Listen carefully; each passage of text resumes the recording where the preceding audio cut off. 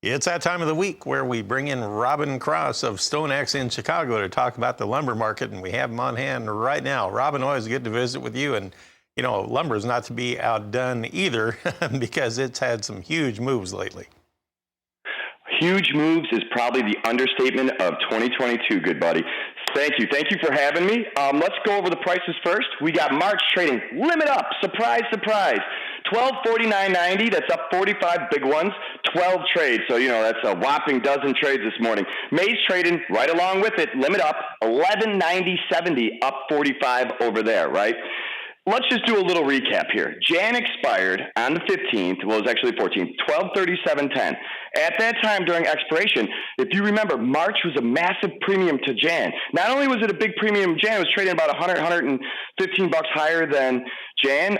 It was also a $200 premium to cash. We were at 1338, right? We called it on the air. We said, hey, I'm looking for a good correction soon as expiration, soon as we turn the dial on expiration.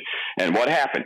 8 straight days of limit down. We broke the market from 1338 all the way down to 900. So if you're following, we had a $200 premium, and that at that time actually was a $280 discount. So you know what I always say, let basis be your guide.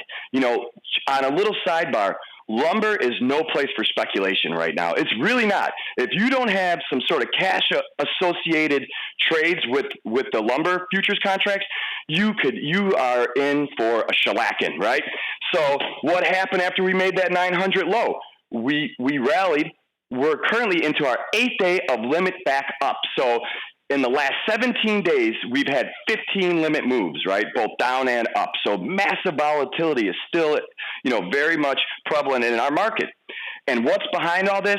You know, it's one of the things that I kind of always harp to the customers. It's product to market. You know, make no mistake about it. The mills are producing, you know, I don't want to say at record numbers, but they're producing literally as much as they can at these levels, considering we're substantially higher than their cost of production. So naturally they are. But it's product to market. You know, you can't get a train car to save your life in Canada. And Marlon, I did some research. This is 5 consecutive years of shipping problems up there.